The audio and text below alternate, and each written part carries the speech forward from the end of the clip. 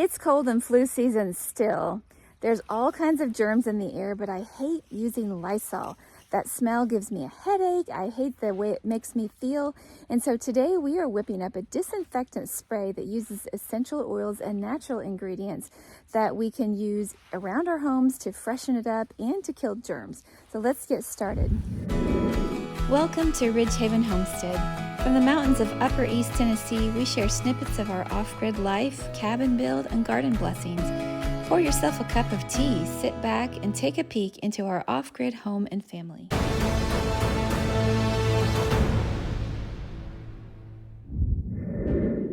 For our disinfectant spray with essential oils, we need a few basic ingredients and supplies. First thing we of course need is a 16-ounce spray bottle. If you have glass, it will probably be, if you have a glass bottle, it will be better.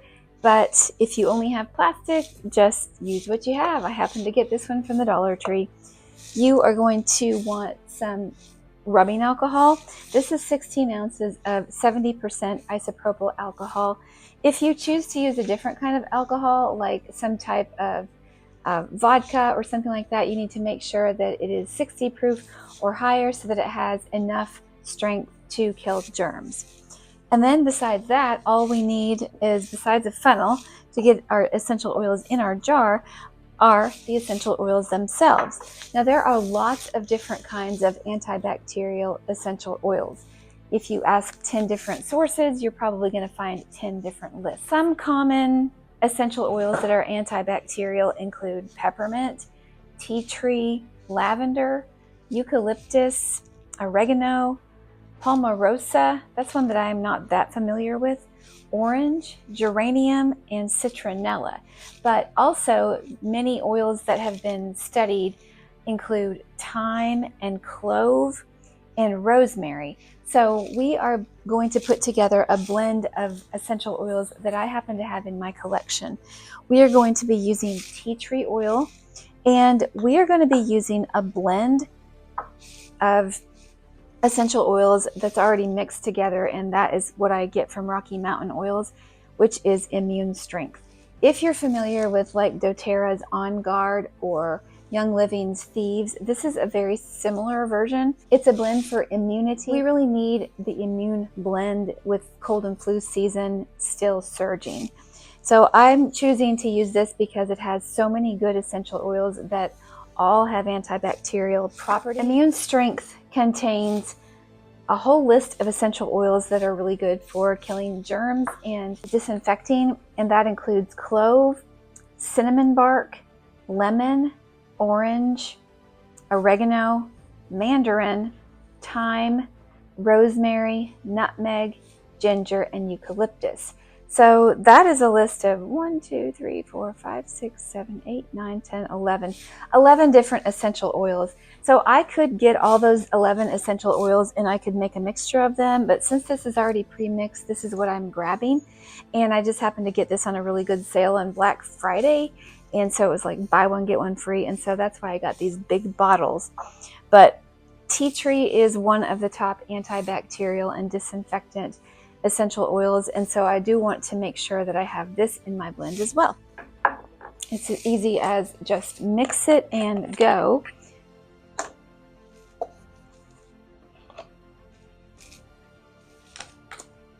going to add our alcohol to our bottle.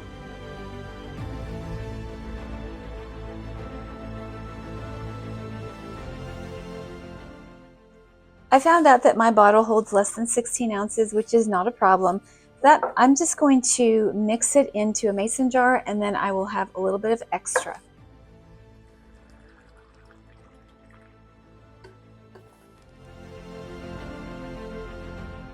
Okay, we have our 16 ounces of rubbing alcohol, 70%, and then I am going to add 2 teaspoons of my Immune Strength blend to this. I counted out how many drops go into a teaspoon, and it's anywhere from 76 to 98, so I decided just to use the teaspoon. This is a good time if you happen to have one of these little tools to use it. It makes getting these lids a lot getting the lids off a lot easier. You can just pop it off. I got this one from Rocky Mountain Oils, but I've seen them on Amazon and all around. Okay, so I'm doing 2 teaspoons of this. We are making a very strong disinfectant mixture. We are trying to keep the infection down in our house.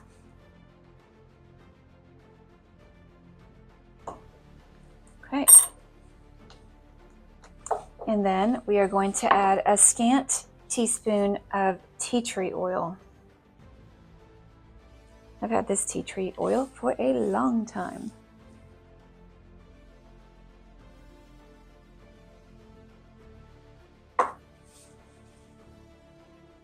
Because we're mixing this in alcohol, it is going to emulsify a lot better than if we did it in water. If we were to mix this straight in water, the oil would be at the top and it would not mix well, but with the alcohol, it mixes pretty well. So give it a good stir, and then I am going to add it to my spray bottle.